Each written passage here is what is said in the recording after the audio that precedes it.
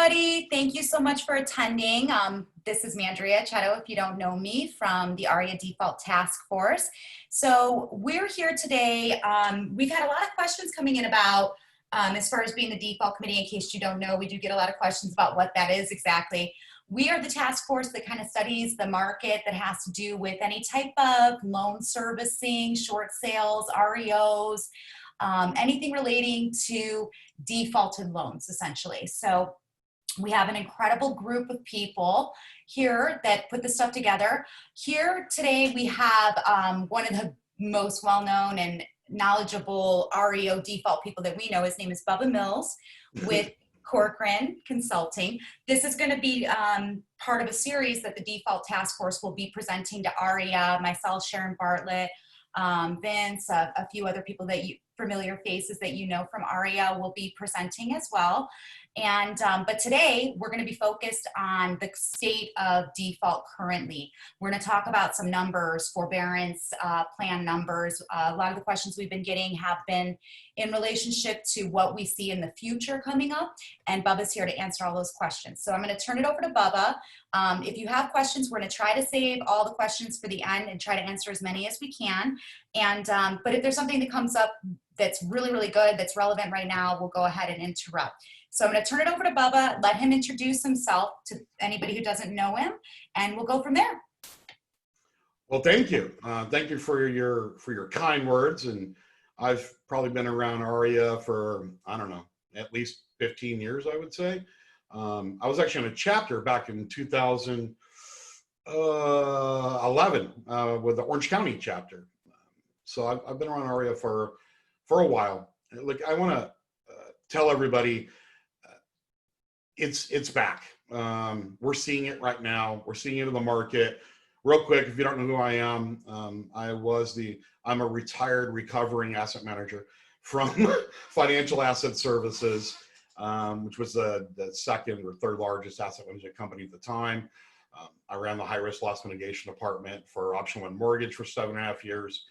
And currently own an international coaching and consulting company in 6 countries.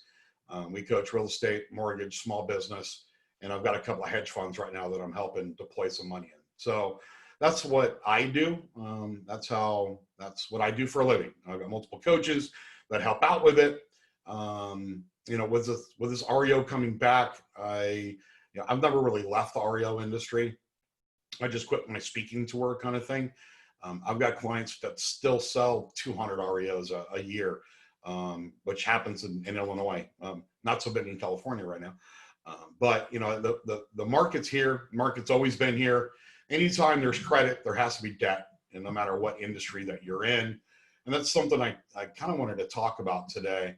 I did a webinar a couple of months ago in regards to is a ship coming back, and that's something I wanted to cover because a lot of people don't understand. And still, currently, I don't understand a lot that's going on. But I have friends that are much smarter than I am, and I am happy to ask anytime somebody has anything. So, one, let's make sure that we get some rules straight. If you can use the Q&A box, not the chat box, use your Q&A box for any questions that come in. Manager will be reviewing those. I will get through as many of those as I can as possible. If it's a great question, then she'll interrupt me. If it's an okay question, you can wait till the end. All right. So let's go ahead and get started. And look, I'm a fact kind of guy. So you're going to see some facts real quick that I'm going to talk about here real quick. Let me get my screen set up and there we go. All right. So let's talk about 2000. For some reason, people keep comparing us to 2008. And I hate to tell you this, you can't compare us to 2008. 2008 was a human problem. It was a financial crisis. This is a pandemic. This is a health problem. Can we look at how we recovered? Well, we'll talk about that here over the next hour or so, right? So let's just talk about pre 2008. So 1998 to 2008, there's an average of about 670,000 new small businesses a year. During 2008 to 2010, there was 1.8 million small businesses that closed. We're well past that right now, guys, right? 2010 going forward, we went back up to about 560,000 new small businesses. And we hit a good amount. As you can see, the recovery part of it, the recession was about 8.7 million job loss.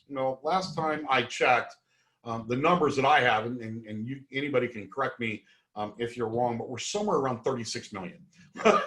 That's a little bit more than 2008. Okay, we're talking about 14% of unemployment in the U.S. That's a huge number. Now, you're going to see a lot of stats. I love stats. I love charts. I love facts. And then you're going to hear a lot of my opinion. So it's kind of Bubba Mills. We'll be talking about predictions on what things are going to go through. So far, I've been pretty good for the last 20 years. So we'll see if I can come close this year. So 87% of small businesses say, I'm hurting. Some way or the other, I'm hurting. Bloomberg basically states 32% of all small businesses will not make it. They're not going to reopen through the back end of this thing. Per Realtor.com, and March versus March, we're down 15.7%. Decrease in listings, just 1 week was down 34%. So when you look at charts about unemployment, look, we're back in World War II right now, people. I mean, you can't if, and, or but this at all. Facts are facts. So in 2008, when we had this problem, we didn't tell people don't go to work and we'll pay you more money than what you were making at work, right? Mandria, you agree with that? Like there's more people making more money on unemployment than there is working today. Agreed. So how do you entice people to go back to work? Especially when they included 1099 people. I know realtors that sell 2 houses a year that make more money on unemployment than they did in 1 year in commissions, okay? So there's this whole thing about, we'll pay you to stay home. So we can't fight with that. But then statistics, these polls go out, and it says basically, should the economy reopen? So opinions in selected countries. It basically said, should the economy reopen even if COVID is gone? Look at the US. 59% said no, we should not unless it's fully contained. If you're in California, you know exactly what that means, okay? If you are in Omaha, Nebraska, you guys are back to work today.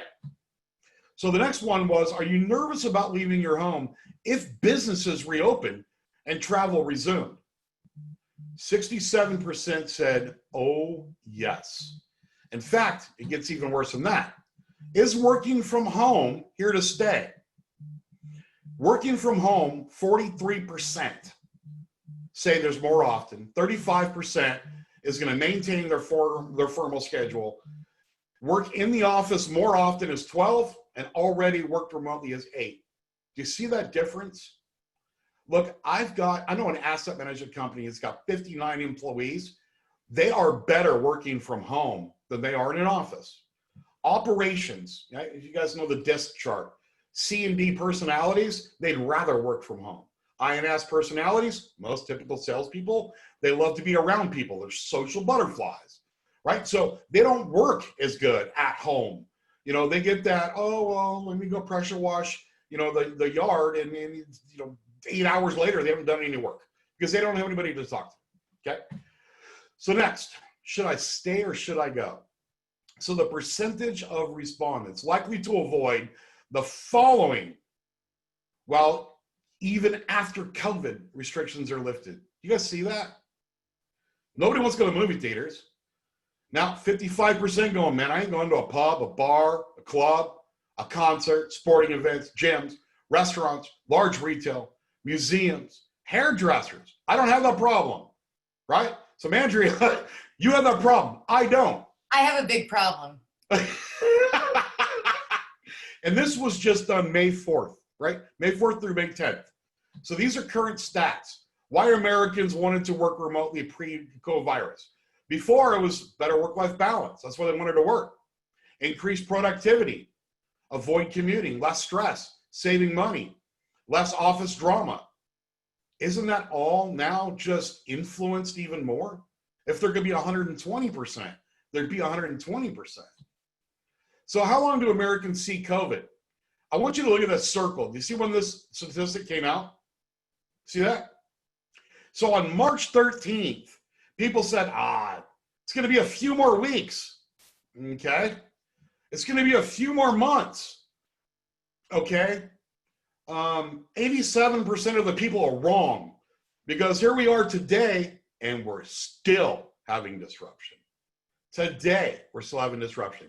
Do you see why, no matter who the president is, no matter who runs financials, no matter who runs anything, we are throwing pasta at the wall and praying to God it sticks? We have no clue.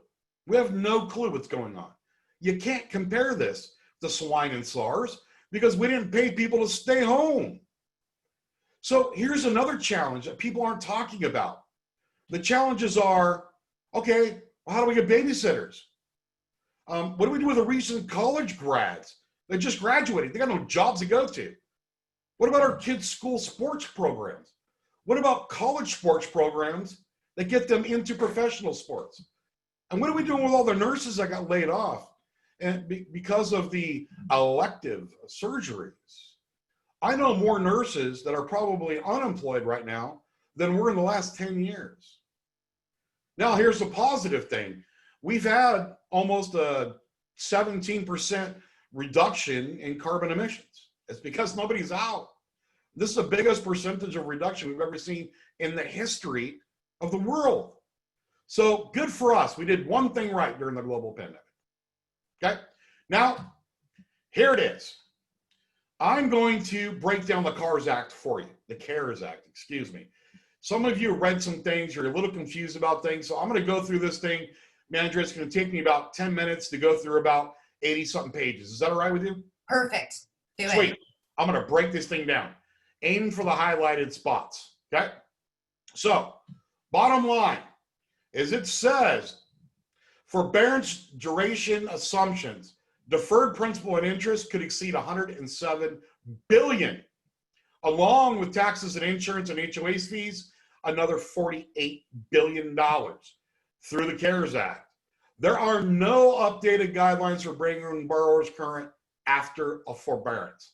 If you are a seasoned agent and you went through 2008, like I did, I'm going to tell you the biggest problem is after the government lets go. And that's the problem we had back then. We threw paper at problems, modification, capitalization. We did everything. 47% of all people who had modifications between 2008 and 2009 redefaulted. 47%. It's because they couldn't afford the house. I don't care how long you postpone it. Okay? So next, a wave of loan modifications. It's gonna come. It's gonna come. Nobody has guidelines for this. There's no guidelines. So we know what to do during CARES. What about after CARES? So read this. Although servicers cannot gather documentation for forbearance approvals, they may be able to gather documentation for the forbearance is initially in order to prepare for the effective resolution, including possible modifications after the forbearance period ends. This is so bad, people. My lender called me and said, hey, Bubba, do you want a forbearance? And I'm like, I'm not affected by COVID, but thanks. No, I'm okay. My car company, hey, do you need a, I'm like, the reason why, let me tell you this, and people aren't saying this, the banks make the banks make 5% on any of the PPP loans that they do. 5%. So they don't usually make that much money in servicing a debt. So to them, it's like, hey, let me not deal with you. Let me throw you back a little bit. Let me write more PPP programs. And I make 5% of that, which is more than what I'm making on servicing the note right now. And that's why all these people are offering these, is because they can make more money on it. Mandria, do you have a question? I apologize. Just really quick, I wanted to just kind of point out as well, you know, a lot of people don't understand that once those forbearance modification programs are initiated, their guidelines will be set by the federal government, but each bank will put it together, and usually it's because they're incentivized. So I just kind of wanted to add and see if you wanted to add to that as well. It was more of a statement than a question. So yeah, well, here's the other thing, right? So I talked to a couple of very intelligent people that work in the secondary marketing and trade. Now I can tell you what the numbers were back in 08, but what's the numbers today? if you do a deferment, if you do anything with a payment on a note, you are equal to a first-time default. Basically, the value of a loan goes down 600 basis points, right? So 6% for 1 year. So after 1 year, you're considered to be back into a sellable note, back to whatever the current value is going to give you on the market. So the minute that they do these, you can't just go and do a forbearance for 6 months and Bank of America go sell this thing over to Loan Care. You can't do that because the values drop because they haven't reestablished a credit rating on that loan yet. So a lot of these people, they're going to get stuck with these notes. Now remember, after Dodd-Frank, they're requiring banks to reserve up to 20% of unpaid principal balance on defaulted notes. So do you think the banks want to default? No, they can't foreclose. They can't evict. So why not defer and pray to God after we do the deferment that they can make their mortgage payments, because I can go sell a note again, right? Because it's going to get ugly this time, people. You're not going to see B of A, Chase, Wells that's out there on these notes. You're going to see all the hedge funds. And look, I got 5 of them right now that we're working on pools with. These guys are buying up markets left and right. So you're going to see them under hedge funds names because Bank of America ain't going to allow their name to be put out there like it was in 2008. Remember that, Mandria? These banks were like, no, not me. Well, and I have another question that I kind of just want to present, if you know the answer to this one, is the people who are lending money that aren't federally regulated.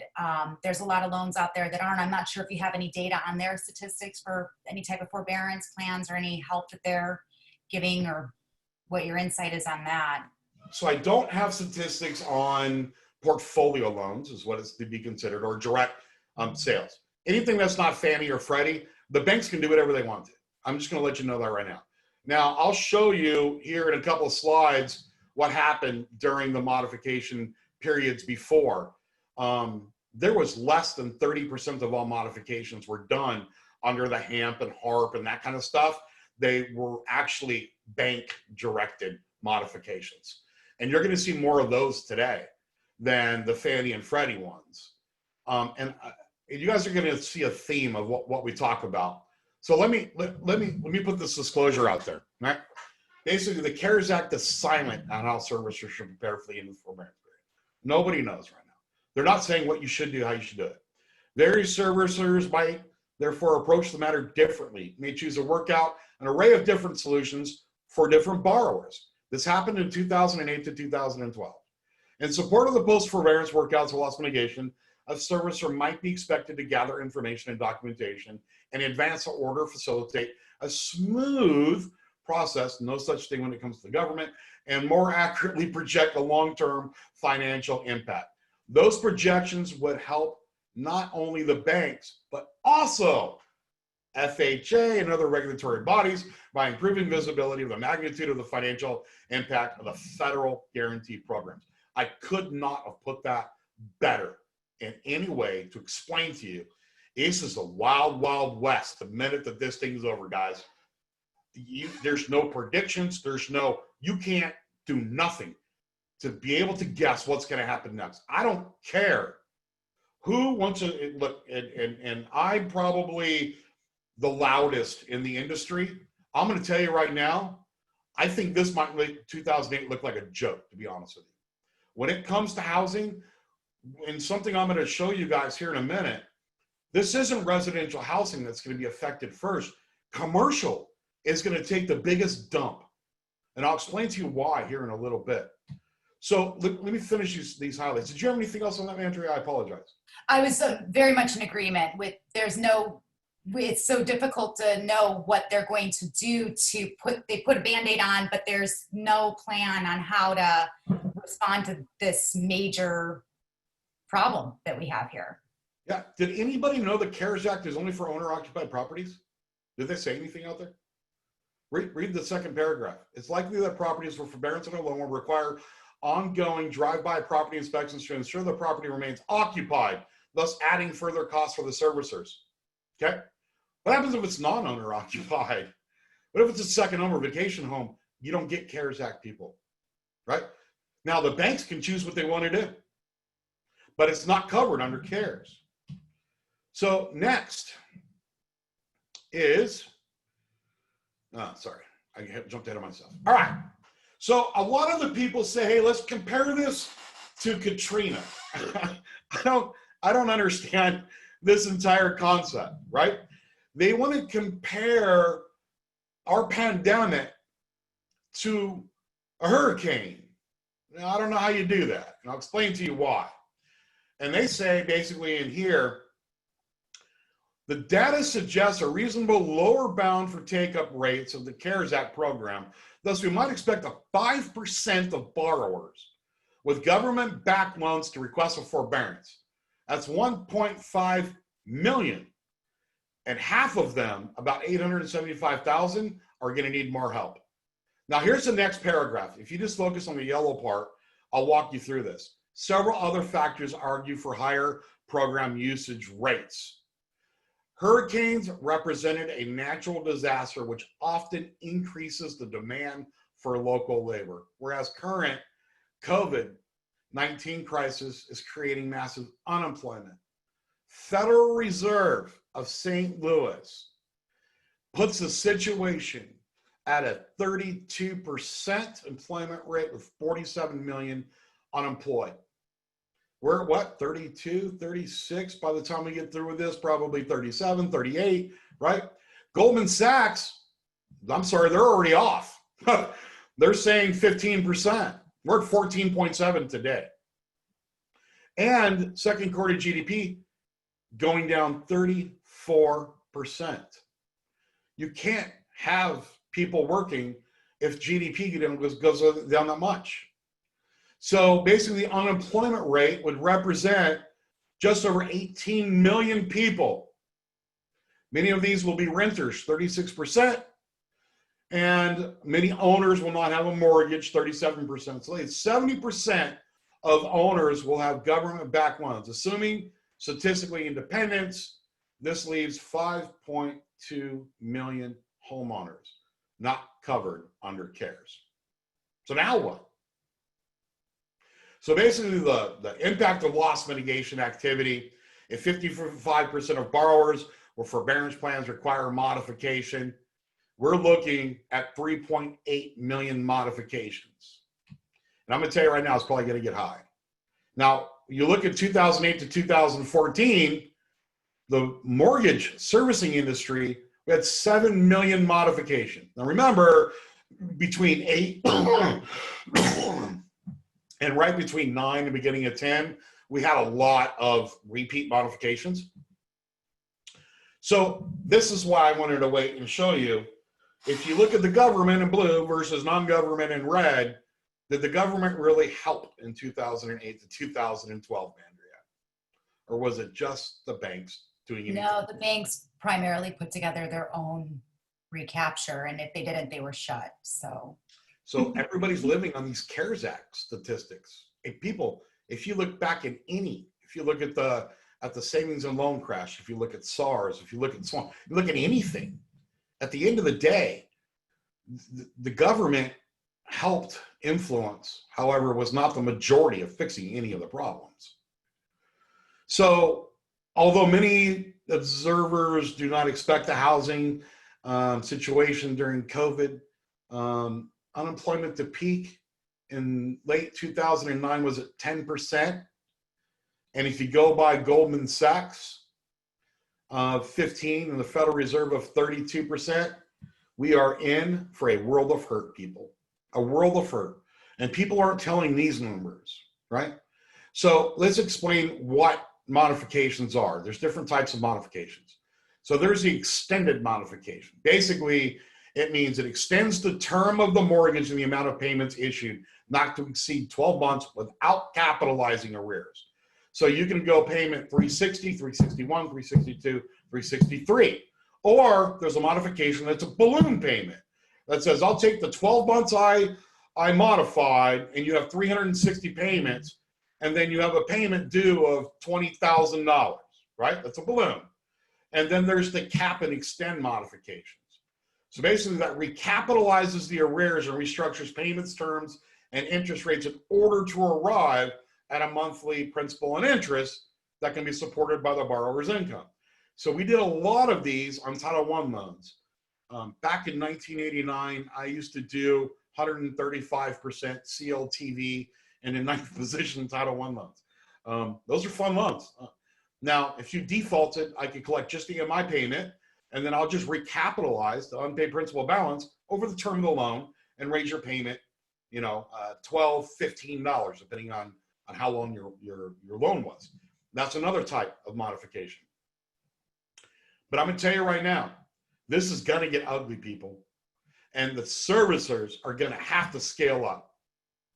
Now, let's talk about the real estate market itself. Mandria, do you have anything on the CARES Act, or can I drop that and let's move forward? You can drop that for now. It doesn't look like we had any questions in the Q&A. And I just want to remind anybody, if they do have any really urgent questions, they can put it in the Q&A and we'll try and get them in if we can, or we'll answer them at the end. Now let's talk about our market, right? We have so much pent up demand. We're going to see a baby 2008 the minute this thing opens up. So let's talk about it. One, we have sellers that will not list their house right now until COVID's over. You agree, Mandria? Absolutely. And then we have their spring summer sellers that are going to be coming to the market now through the next 2 to 3 months. Happens every year when people have to sell. You agree with that? Yes, I do. And then we haven't had evictions. In fact, it's been postponed, I think, till July now. Yeah, as of right now. Yeah, it is. And that's we have a lot of properties that, because I do work in the bank-owned space, we have a lot of properties that we're just sitting. There's really nothing we can do with them right now. So those all come probably at the same time. Yep. And then foreclosures. Now, let's focus on the eviction part of it. Several of you probably have rental properties like I do. Okay. And some of you, I don't have this problem as much as some of you might, but you got a new house, you didn't put very much down on it, and basically you're paying a mortgage of $1,500 a month, and you're only getting $1,700 in rent. So basically, you're living by that income. You can't evict these people. You can't. In fact, you go to the courthouse, and when they do open the courthouses back up, if you filed today, you'd probably get a hearing around Thanksgiving. Okay. You know, Bubba, I have a question. Hi, Sebastian. I have a question from Sebastian. He wants to know if if we're seeing certain states that we think it's going to hit or impact first, and what your opinion is on that. Obviously, we know different states, their foreclosures run differently. Do you have any insight into that and where we may see the foreclosure sooner than later? Well, it's all going to be based on when they release their court houses back open. Like right now in several of the judicial states, the courthouses aren't open. You can't file evictions. You can't file foreclosures. And I mean to tell you this, but it's going to also be based on a lot of the red or blue states, because politics has a lot to do with this right now, guys, where you can't file an eviction right now. So we're not talking just Fannie or Freddie. We're talking a lot of the courthouses aren't accepting evictions or foreclosures right now. So depending on what state you're in, like I know Ohio's one of them. Like you can't get anything done in Ohio right now. They've postponed all the PSO sales, which is pre-foreclosure sales, for at least another 30 days, falling into the end of June. So the banks can't even foreclose. So you know what's going to happen? In a lot of these states where you can't get evictions or foreclosures filed, you know what they're going to do is they're just going to say, fine, I'll just forbear it and bring you current and pray to God you make 12 payments, because they can't foreclose. Well, we can't do that as consumers. I can't go to the bank. I can say, hey, look, it's a rental property. I'm not getting rent. I'm experienced by COVID. It doesn't fall under the CARES Act. What can you do for me? I can do that and pray to God that the bank's smart enough to do something, knowing they're not going to get anything. Because here's the other piece of it, and something people need to understand, right? Non-owner occupied second home rentals, commercial property, it's a whole different world. Now, Fannie Freddie has some guidelines on their multifamily assets, which we'll talk about here in a minute, right? Because I want everybody to prepare for what's getting ready to happen. We're going to be seeing some foreclosures. We're going to be seeing some evictions, but we're not talking about this for months. REO isn't going to pick up till first quarter. And the reason why I'm doing this webinar today is I want you to prepare yourself. Because in 2008, my clients that I were coaching, we were in front of the ball. That's how we got the most amount of assets. The people that joined in afterwards, you had to catch up to us. I want you to be prepared today. And I'm also going to prepare you on how you can potentially increase your business today without REO. And I'm going to help you do that a little bit later. Real quick, Bubba, I'm going to answer a good question that we have here. The question is, so to sum this up, if you're able to pay your mortgage for commercial property, is it good to get your loan modified, or don't ask the bank to modify and keep paying your monthly payment without any modification? I will kind of answer that one now. As far as we know, the CARES Act isn't supporting commercial properties. There's no definitions for how that's going to look at this point. The answer is correct, but a lot of banks are offering a type of modification for commercial. It's structured completely different, and I'll talk about that here in a minute. They're not doing balloon payments, guys. It's a different world. We'll talk about the commercial part in a minute, if that's okay, Mandria. Absolutely, and that'll kind of answer the next question as well. Is that private lending and commercial isn't covered with the CARES Act as far as we know so far. The CARES Act is Fannie or Freddie. Now, there are some parts of Fannie and Freddie that do cover, which is multifamily, which I'll show you what the CARES Act does, okay? So let's finish with the residential piece of it, and then we'll be jumping right into the commercial, right? So I want you guys to understand, if this pent-up demand all hits, then this is what happens, okay? And if that happens, I'm not going to say we're going to go down to 2008. A lot of the times historically, after health issues, we don't see a huge decrease in properties. The difference with it is this market's going to be driven heavily on commercial, which is going to affect the residential as a downhill slide. And I'll go over that in a minute. We still have economic instability right now. Like, nobody knows right now. And some states have already reopened, jobs are started, and they're starting to reopen. But it's most of the less economic states. California is still out there. Washington, Florida, Texas. Think about the big financial states. They still don't know what they're doing. Look, lending.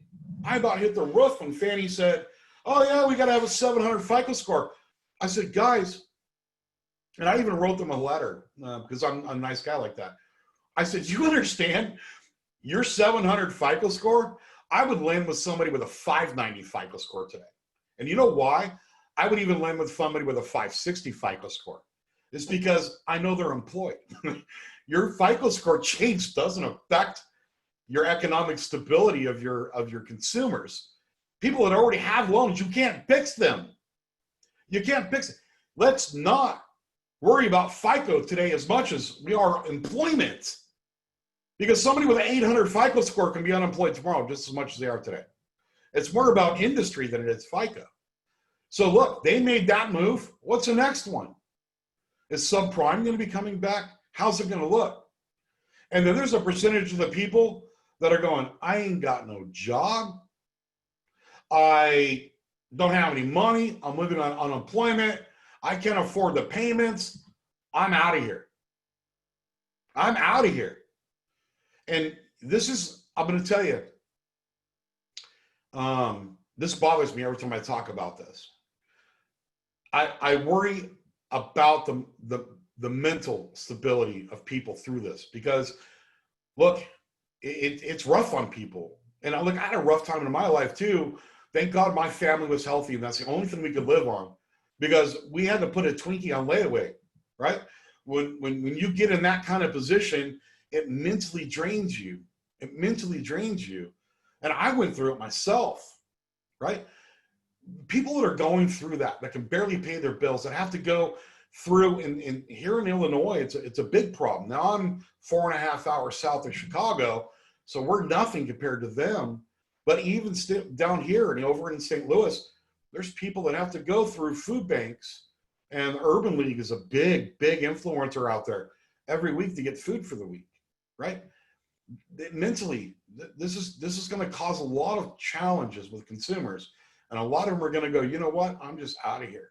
I just want to rent. I don't want the overwhelming. And then I want you to think about the people that grew up in 2008, right? That were going through high school and now through college, and now we go through this. They've had two of the most challenging times in the U.S. over economic stability. That's hard, right? Where's our first-time home buyers going to come from? So this is something that I found very, very interesting. Now, these are the top 40 cities that are at the highest risk of REO. Newark is the highest city. Going to Tulsa is number 40, and you kind of work your way backwards. I'm sorry, that's the way they had it printed, right? This is without COVID people.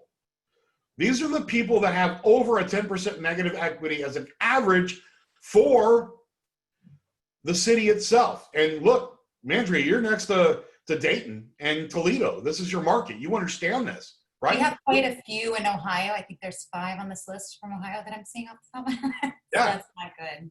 Look at Michigan. Look at Miami Beach, right? It's not that they haven't recovered as much.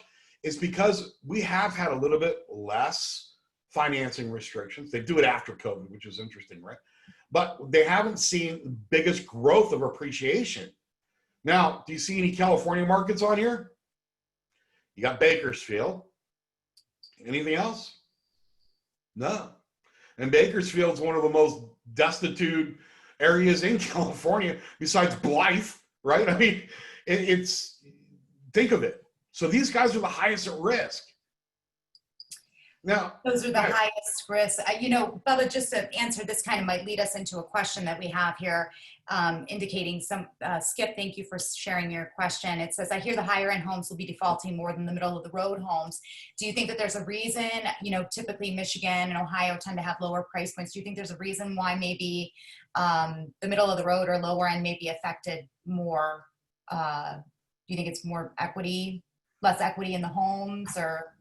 So, and here, because we're broadcasting live, I am going to make this the most politically correct Bubba statement you've ever heard in your life.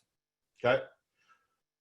The lower income people have the highest risk of job losses. If you think about it, the employment status or the low income usually are the lower paid people, and most of them are usually the first ones laid off. They don't fire the CEO, you know, or the middle class people first, because they're harder to replace versus the lower one on it. So anytime you look at states that have a high warehouse, like we look at Detroit, I mean, look at Toledo is another one. You know, they got the GM factory there, Jeep factory, all that kind of fun stuff. When these people, I mean, look at Tyson Foods was almost shut down. Smithfield, you know, the largest chicken and pork manufacturing plants. This has nothing to do with economics. They didn't have people that could work there, people that couldn't stay safe, you know, people that had bad health. They were worried about people dying, not worried about us eating chicken people, right?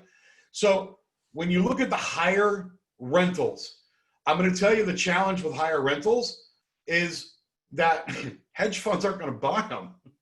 So those are going to go private sale. You get into the medium rentals. So basically when I'm working with hedge funds, you look at buy box, and I'll just give you like an example buy box of, we'll say Jackson, Mississippi, which is a nice medium range across the US. You're looking at, you know, anything, we'll say built over 1970, a minimum price of 80,000, highest of about 250.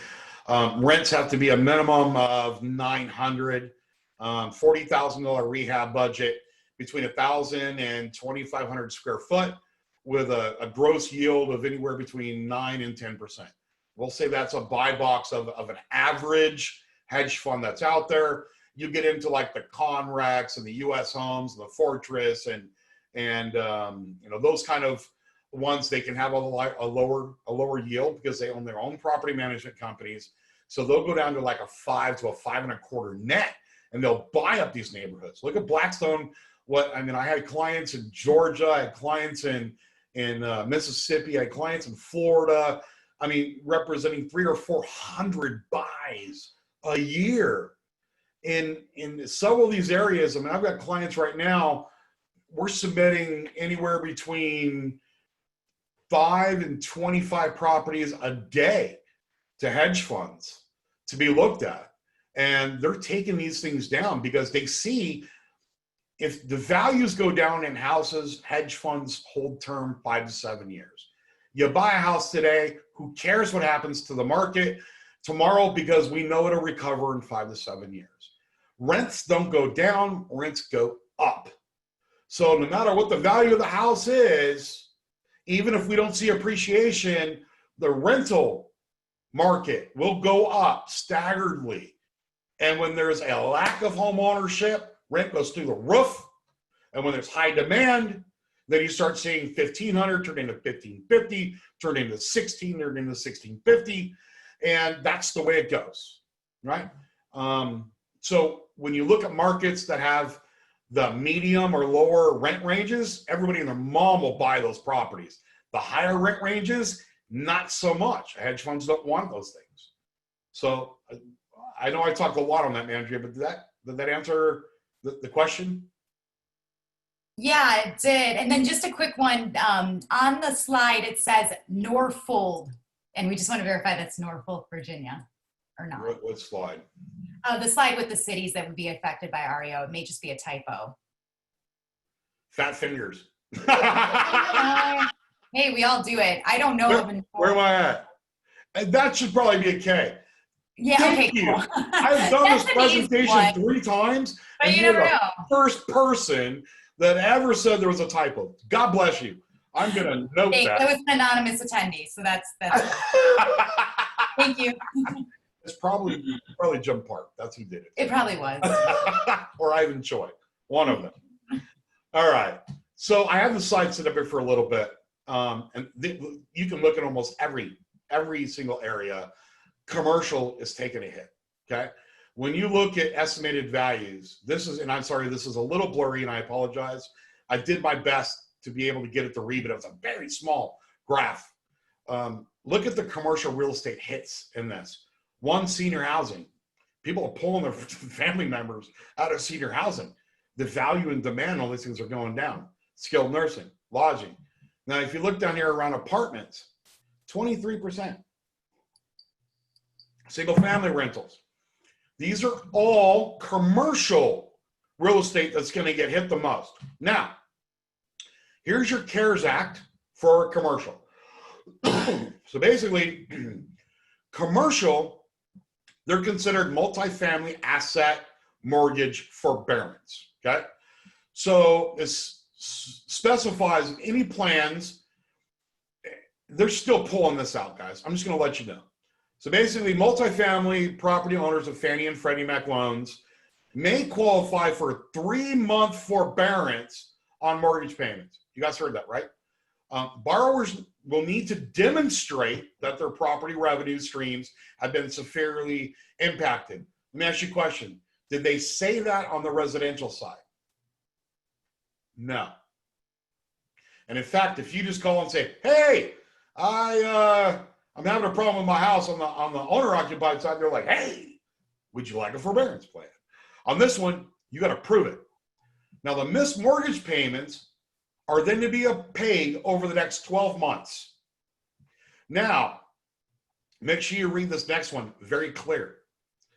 Very importantly, owners receiving agency forbearance must suspend evictions of all residents who have been financially impacted by the coronavirus for the forbearance period.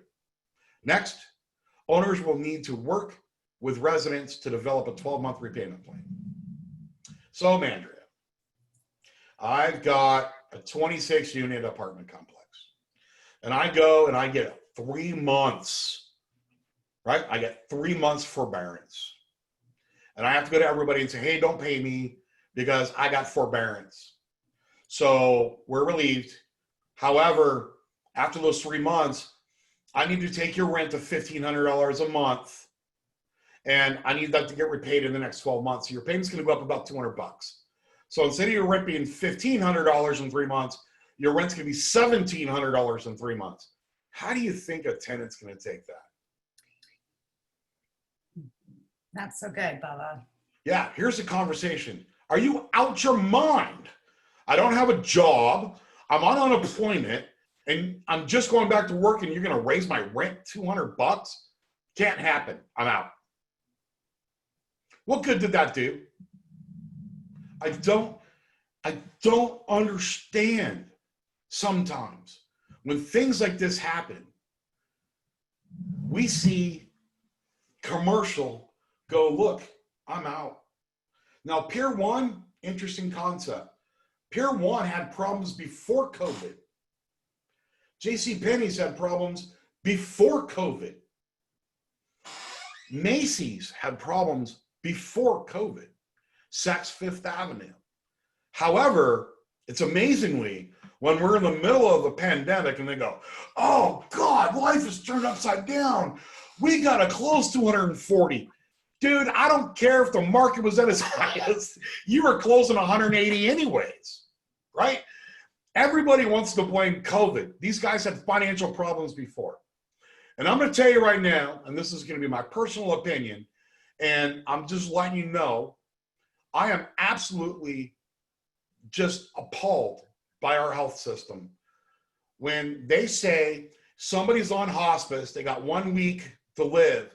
If they were diagnosed with COVID, the death is set as COVID. I am absolutely appalled that that happens. And it's making this thing look a lot worse. Look, this is horrible, guys. I'm not going to tell you anything different. But when you go out of your way to make it look worse, man, I got a problem with that.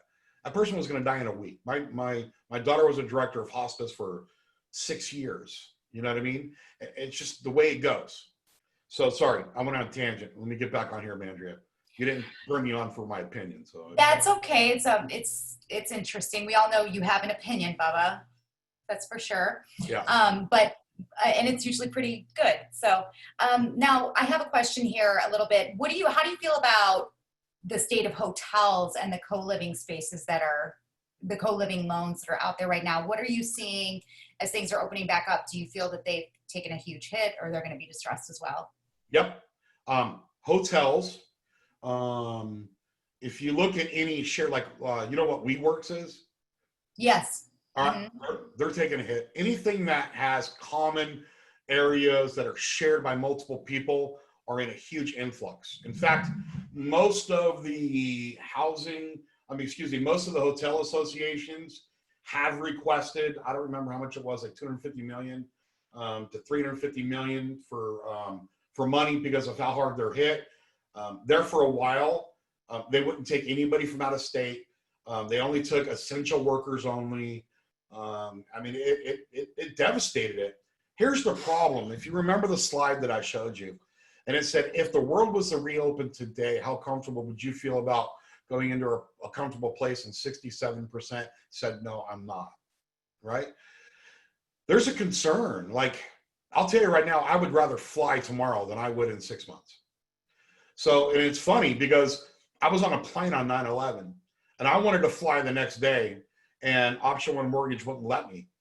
And I said, well, why not? And they're like, well, dude, did you see what happened? I'm like, yeah, I was on a plane, so I understand that. But today's the safest time to be in an airport. Right now is the safest time to be on a plane because they're doing everything they can. And as restrictions start to loosen up, what's the new norm, right? That's what everybody says. What's the new norm? And I want you to look at today. And I want you to say, is this going to be the new norm? Any large spaces that are out there that have multiple people in multiple areas, they're at risk. I mean, you want to get some money on your stocks, go into anything logistics, warehousing, any of that kind of fun stuff. Because more people have increased internet buying. And look, I'll tell you right now, I hate Amazon. I hate eBay. I hate DoorDash. I hate all these places. I've bought one thing on eBay my entire life, and I hated Amazon. I have an Amazon business account and order some office supplies from it. My daughter, she'll order groceries on the thing. I need to get shoes or underwear. She just orders it. I'm like, why don't you just go to the store? Right? That's me. Not her. She's like, nope, not doing it. This pre-COVID, like no joke, pre-COVID. Now I'm shopping on Amazon, and I catch myself going online going, hey, I don't have to drive to the store. I don't have to sit in line. So my old school mentality has changed. And I don't know if it's my new norm. I'm not scared of this as much as other people are. My wife's a nurse for 28 years, and again, my daughter and my sister-in-law, I got a whole family of medical people, and, they're more scared of it than I am. So I don't want to put down anybody's, emotions. If you're scared of this thing, you should be. I'm not scared of it, and I probably should be, right? So we all have to deal with it our own separate ways. So this is going to turn into this, and this is something I'm going to tell you guys right now is going to be the new norm.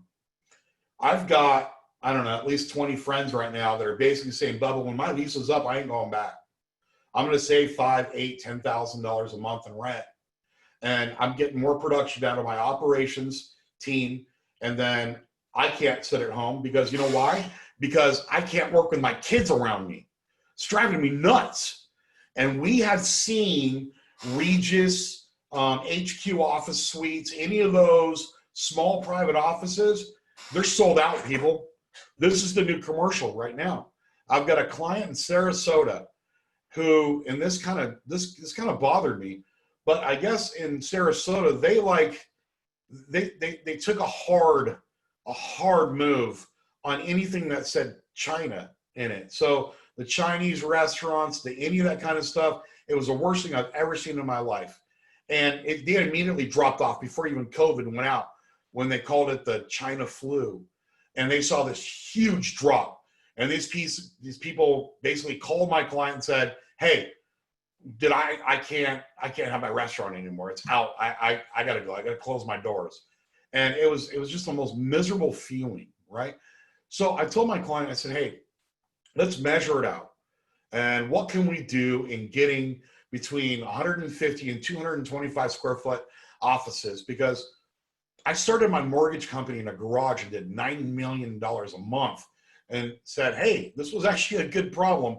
Let me go get an office. So I went and got an HQ office suite because I had a wholesale mortgage. Everybody worked off site. I didn't see anybody, right? I ran a company up to $22 million a month in origination out of an HQ office suite before I sold it to Wells Fargo, right? And it was a great place. Just me, one other person, we ran it. This is the new norm. Those WeWorks where you see just nothing but a warehouse of 15-foot away desks ain't gonna happen. So we did an analysis and said, hey, if we converted that, they were paying $2,600 a month for rent for that as a restaurant, we can get $4,200 a month in private offices. That's a big difference. He's gonna make a huge profit. And there are no HQ office suites or Regis office suites around his area. So I say this on most of my presentations. I here in my area have 0 real estate agents that actually go out and talk about what the real estate market is doing today. I don't understand this. Like, I make a living on newsjacking. So I'm an author for Forbes and for Scotsman Guide and a lot of big magazines. And usually when I submit something to Forbes, it takes 3 to 4 weeks. You submit it, the editors come back. Hey, how about this? Hey, have you looked at that? We go through second round, then it goes to production crew. What kind of pictures do you want? When COVID came out, I wrote an article on the 5 best things you can do to make your office space COVID safe. They got published in 1 week. For Forbes to publish an article in 1 week is amazing. And the reason why is because I newsjacked. It was the biggest thing going on. So I wrote an article and I published it. I've been on, 50 podcasts since then. And I tell all my every one of my clients, rule number 1, something happens and it's a national thing, you better write an article. You better send it into your radio, send it into newspapers. You're going to send it into your local news channels. You become the expert. And then what happens is once you establish a relationship, the next time something happens, they call you and say, hey, we'd love to get your opinion on what's happening with COVID. So I got clients, they get calls from news stations going, hey, you've been our expert on this, you're an expert on that. What do you think about this? This is the best quote I can say, right? I love this quote. If you don't like the news, go out and make some of your own. Bottom line, that's what you need to do, is go out, make some of your own. Now, I'm going to run through this really quick because I know we're coming up on that hour mark, right? I know we have a plan for an hour and a half, but I'm going to go ahead and just go through this part of it because I'm a coach, okay? Brand recognition and brand resources are probably the most important things when it comes to your business. When you're talking about REO, when you're talking about short sale, you're talking about commercial, you're talking about anything else. What is your brand? What does it stand for? And what is your brand speaking? Okay. So this is what I need for you guys to do to prepare for what's going on. You need to be volunteering information to your banks and your asset management companies about state guidelines, city enforcement rules, HOA, and financing. That's what you guys need to be working on right now and providing that information to the asset management companies. You're not begging them for assets because they don't have them right now, guys. You're preparing them for the distribution of the assets when the cycle does open up, okay? Now, I'm a firm believer that real estate is more than a job. Every one of you have corporate responsibility. All of you have job creation, community advocacy, and you have neighborhood stabilization that has to be done. Because we don't just sell houses, we sell opportunities. We sell lifestyles. We sell families' dreams. We sell communities. That's what we do. So what do we do today? Well, that's the number one thing that comes up. What do I do today? So if you're new, go get your NAID number. Make sure you're registered on ResNet, Equator, and Pyramid. Those are the three biggest platforms. Pyramid actually is the largest out of the three. I do suggest you pay for the subscription for Pyramid so you can get the REO and you can get the traditional and the rest of the business on it. Pyramid right now is, I think, the largest servicing platform for distressed assets. They made a really good position. And not only that, but if you want Freddie Mac, you better be on Pyramid, okay? So next, we go by, you got to register on each one of the asset management companies' websites. Now, I always tell people, REO is a whole different world. Like, you can't run this on a follow-up boss or a top producer if you're a traditional agent, which is where we come from, right? We coach traditional agents. Most of you know me from REO. So REO is completely different. If you're going to get heavily into REO, I'm going to strongly suggest that you look at one of these three. There's other systems that are out there. I don't get paid by these guys. I'm just telling you, they've been around forever and they do a great job. These are proactive systems that are focused more on REO than the traditional, part of it. And then next, if you're a traditional agent and you want to get into REO, your first and major hire is an assistant, and they need to be operations-based, not sales-based. We got to have a runner, courier, property preservation, closing coordinator. If you don't have a closing coordinator, a very large percentage of my clients use a company called Transactually. And Transactually, again, I don't get paid by these guys. Transactually is a virtual transaction coordinator. They do the buy side, they do the sell side, and they are your transaction coordinators. A lot of my larger clients use them. And the reason why is they're big enough to have a transaction coordinator in-house. The problem is that transaction coordinator can't take vacations. Their kid gets sick. There's nobody covering it. You're reliant on one person. Or transactions got hundreds of people. So if your transaction coordinator calls in sick or has vacation, they got 20 other people that can fill in. so your work's being done at all given times. Okay.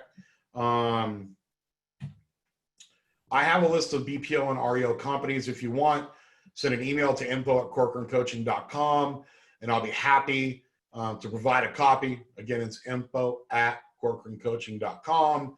And here's my number one rule. If you want to step in and you want to get into this game, do me a favor. I need for you to be the authority. I don't need for you to limp in on the button, do this thing part-time. When I ran financial asset services, the agents that drove me the biggest nuts were the ones that just did it part-time. If you're going to do this thing, get in it, right? It's hard to be a single agent, get in this thing. Most people fail before they succeed. Just learn from my failures. And we had 17,000 agents in our network. A lot of them did not get more than one asset because they weren't built to handle more than one asset. So if you're going to, I want to point that out as well. As you know, before I was an REO agent, I was an asset manager, and one of the biggest things is you have to know how to do REO. So and you need to understand it's a different type of transaction. You need to keep utilities on. There's property preservation. You're going to carry the assets. You have to be able to run through the evictions. So what I would suggest doing is there's a lot of sites out there. VRM has VRMU, and they have REO training. We're actually working on launching something just for REO members as well. Also, there's, do your research on how to manage REO, because if you don't know how and you get an asset, you could have a very disappointed asset manager if you don't know how to do a BPO or manage an REO transaction. But VRM University is amazing. I actually spoke at their university. I think it was last year, the year before. They have some amazing education. Your board here at AREAA is loaded with people that are smarter than me. I'm going to tell you right now. Just people that have been around the industry. Look, and I'm going to tell everybody that's on this. When you get through with this, please send the task force a thank you, because these people don't get paid for doing these things. They're volunteering their services. They're putting time and effort to be able to educate you. And, and it's amazing what they do. And a lot of people don't recognize the amount of hours and time and effort that's put into this thing. So just drop a, hey, you know what? Thank you guys, right? Or you can say, hey, you guys are horrible. Bubba was a terrible speaker. Don't ever bring him back. You do whatever you want to do. I'm okay with either one of them. So, but manager, I want to talk about something real quick on how you guys can get business today, right? I didn't put a slide on this because I just want to talk. And I'm going to talk to you, manager, like you're one of my coaching clients. So people can understand what we can do, right? So manager, what I want you to do, I want you to go to your local credit union or small bank, right? And manager, you know as much as I do because you came from the same space that I did. My biggest hit clients when I had my asset management company was community banks and credit unions, because they don't have REO departments. It was teller number 5 that had to be their REO. And I don't know how many times I get on a call and this hits me, that the credit union would be like, so Bubba, I'm just gonna let you know, John called, we assigned the property. My son plays soccer with him. And it's hard for us because like we're a community bank. Like I know these people. It's not like these big banks where they push a button and go into default. Like these people live next door to them and their kids go and play sports with them, and they have family meetings. It's very, very hard. And the people that were there around 2008 aren't around most of the credit unions that have the default problems. So you are the experts. I want you, Mandria, to walk in to your local credit unions, and well, don't do it now because you have to go through a drive-through and talk through the little box. But send them an email, schedule an appointment, and I want you to proactively offer your services. Okay? So I want you to call them and say, look, I lived through 2008. I sold hundreds of properties in regards to the banks, and we can get in front of this. And this is what I want to do for you. When Mr. or Mrs. Smith call in and say, I can't afford my house, I need to walk away from it. I can't, whatever. I want you to say, look, Mrs. Smith, you've been with us forever. What if we came up with a solution to be able to work this out where we can give you a dignified exit strategy out of the situation? Okay. And a good comment here real quick from Jen Premack. She wanted to add one additional comment. She's heard from a lot of outsourcers, and God knows she's got enough experience in the business as well. But she's saying that there's going to be a big push on drive-by occupancy checks and BPOs, which is another opportunity that you can make money in the REO space just by checking an occupancy or doing evaluation with a company. Yep. So that's something I wanted to add.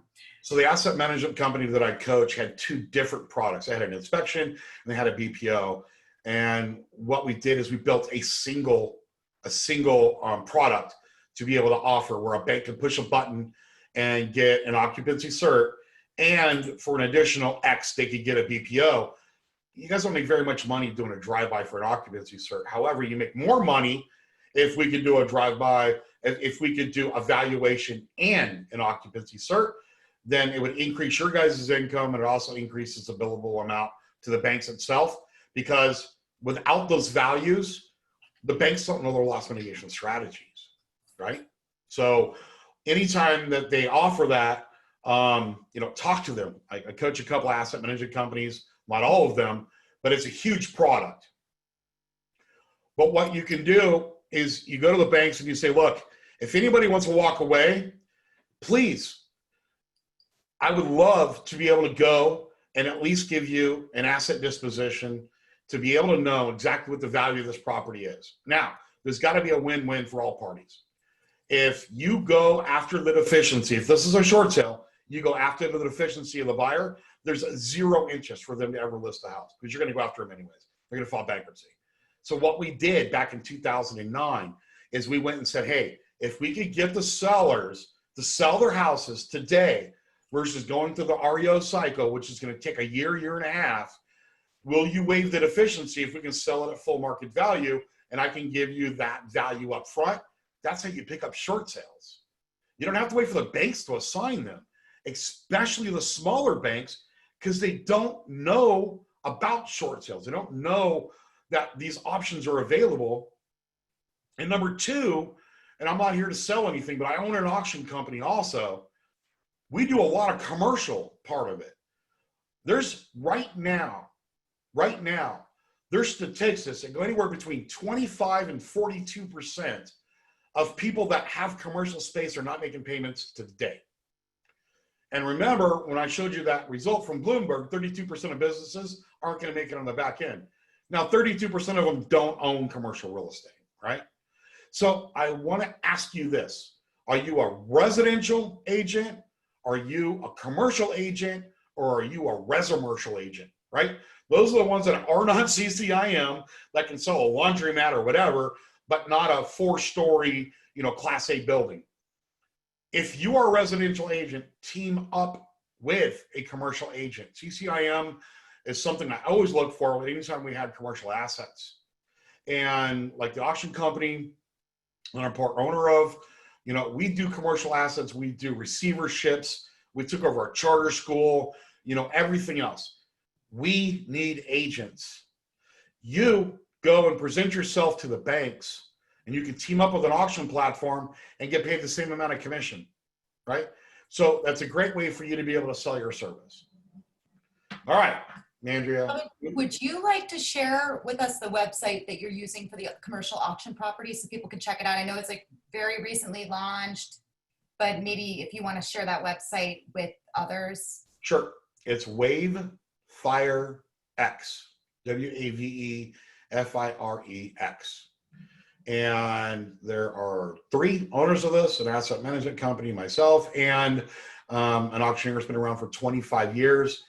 Used to be a coach for the National Auctioneer Association. The reason why we opened up the auction company, and look, again, I'm not here to sell it. I'm happy to talk to anybody separately.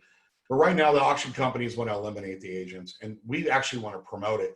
Like, you bring us a deal, we're going to split commission with you. So you're going to make more than 3% on the listing side of it. Where a lot of places are cutting your commission down. They want a referral fee. so on and so forth. We're happy. You bring a buyer, we'll pay you 2%. You bring us business, we'll split the commission with you. That's what we'll do. We don't want to sell an asset without an agent. We don't want to be a auction site that wants to eliminate the agents. So that's a side note, and I'm happy to talk to anybody about that.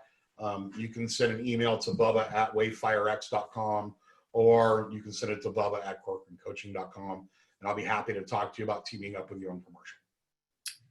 I have this question's coming up multiple times, so I do want to let everybody know, yes, the slides and the video that we're watching right now are being recorded. Jazz and Vanessa are taking care of that they'll have an access to that. So we will get that out to people who have watched in one That's manner for members or another. only.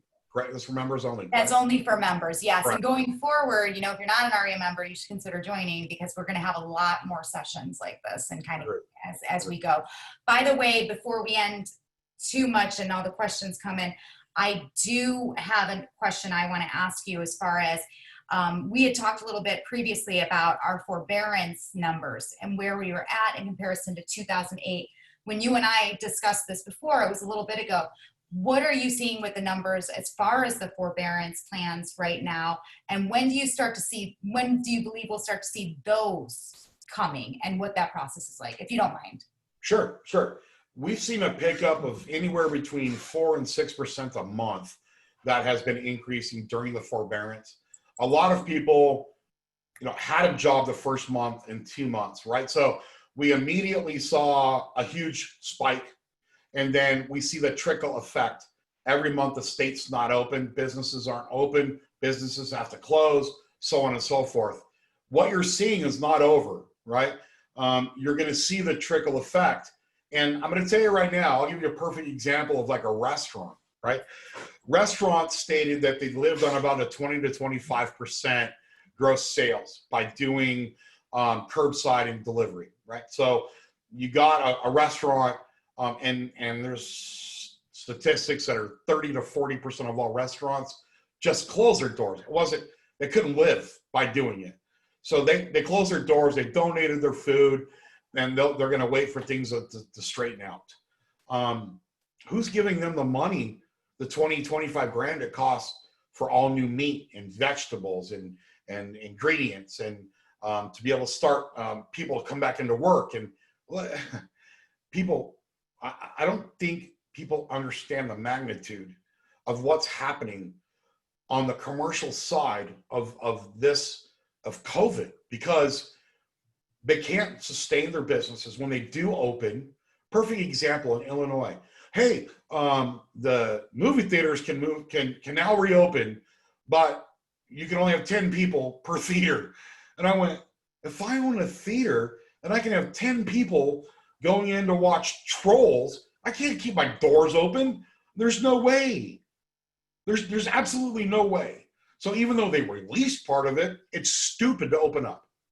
So these people are going to be going months and months and months. I showed you the slide in March that people said, oh, it's a couple of weeks. And then people said, oh, it's a couple of months. People were a couple of months into this thing. So 58% of people, you've already guessed wrong. We're still into this thing. Well, and people, you know, only bought a 90 day supply of toilet paper, so now we're in big trouble, I suppose.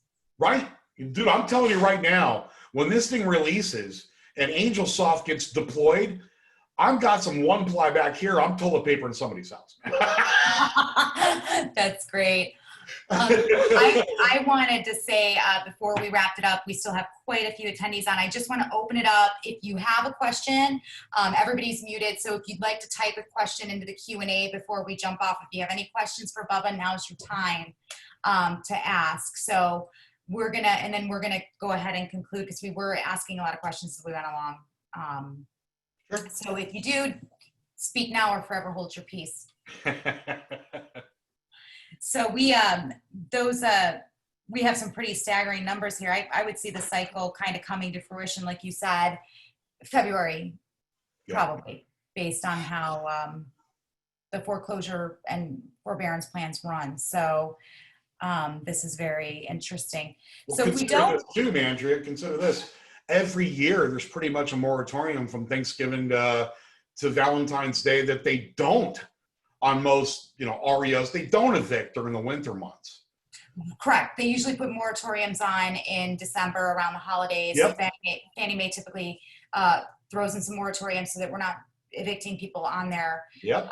Christmas Eve or something like that, or a holiday. Now that's not always the case, but for the most part, yes. But I'm going to say we're going to see it to be at the middle to end of first quarter, beginning of second quarter.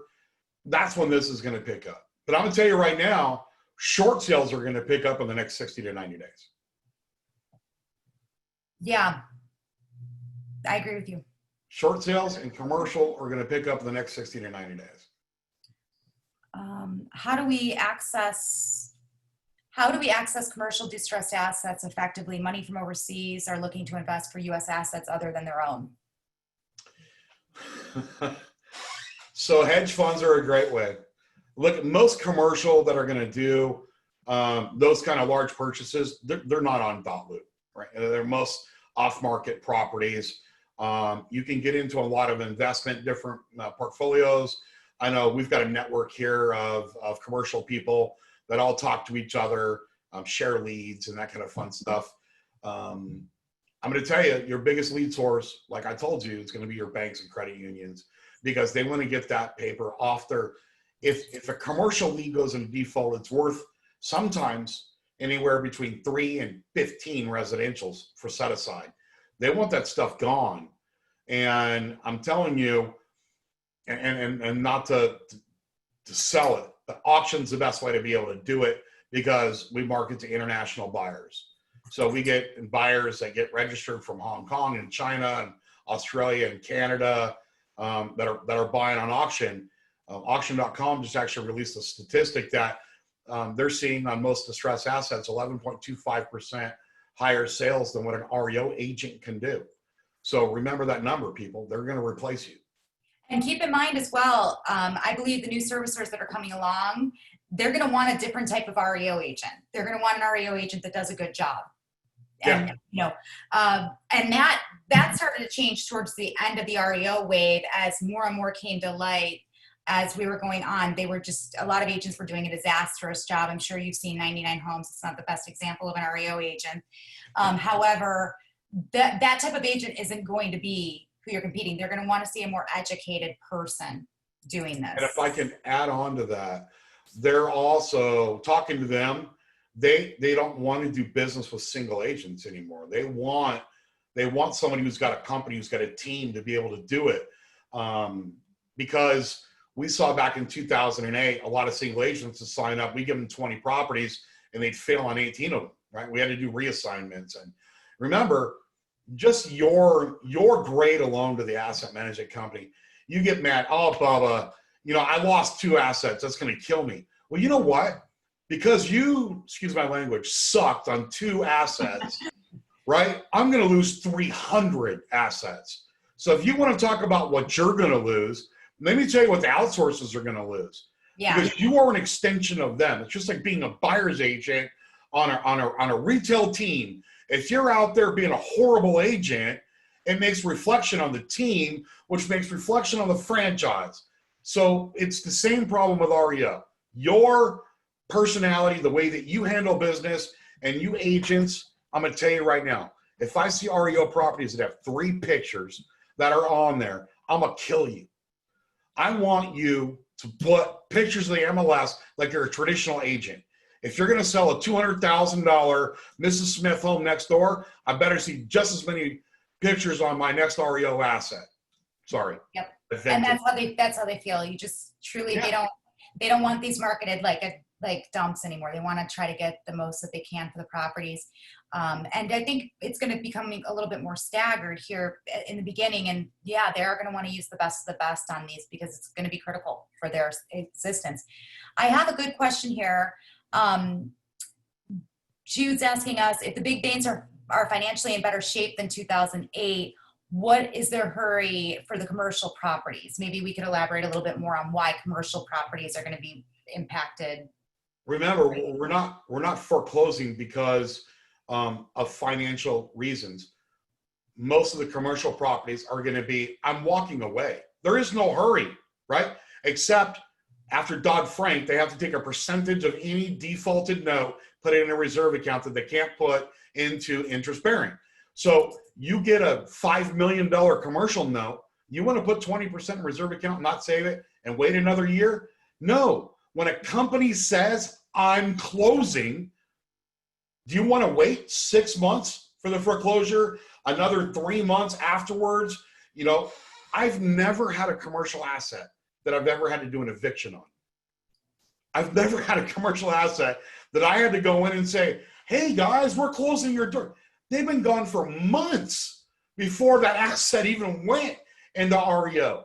So why don't you do your community and your local banks a favor and go in and say, hey, let me help you now instead of causing what happened in 2008. Good answer. Thank you, Bubba. I appreciate it. One other thing I want to point out, Bubba, thank you for your time. I want to ask you first, is there anything else that you'd like to add to the group before we end the call? Look, I appreciate all of you for sticking around. There's a lot of veterans that I've known in AREAA. I've probably known you guys the longest out of all the associations. I love you guys. Very educated people, very seasoned people. And I appreciate you giving education out to your members because look, this is going to be a line of business. Every company runs on pillars, and this is a pillar of business. And if you do this right, people, you can make traditional money off of REO properties. Do the open houses, do the regular marketing. We get the buyer agent commission. You know, the listing commission, you get hit on. The buy side's full, right? So why don't we have buyer teams? Why aren't we running this like a normal business? And I thank every one of you for sticking around. If you're new, welcome to the family. You have a lot of support here, a lot of mentors that'll help you with that. Thanks, Bubba. That's great. I appreciate you. I know you've been around for a long time. We originally, we've met a long time ago at an REO event, actually. Yeah. So I also want to point out our next session will be more about REO basic training. However, that one will be open only to REA members. So you'll be hearing more about that. Sharon Bartlett's going to be putting that together with the group here, and we'll have everybody notified when that's going to be taking place. It's being, you know, we're in the initial phases here, but that will only be open to REA members. So you can join at www.area.com. We'd love to see you. We'd love to have you. We'd love to team up during these challenging times as real estate professionals and help each other out, because this is what REA does, guys. Also, anything else that, let me just make sure I have all of we have a lot of thank yous here that you can't see. Bubba cannot see our notes necessarily. Bubba, everybody's very, very grateful for you taking the time. And I know that they'll be seeing more of you. To REA, thank you for helping us put this onto the default task force. Sharon, thank you very much for your time. You're welcome. And look, everybody stay safe. Help your communities, help your neighbor. We can get through this thing. God bless you guys. And let's do this thing one day at a time, guys. Perfect. Talk to you soon, Bubba. Have a great one. You too.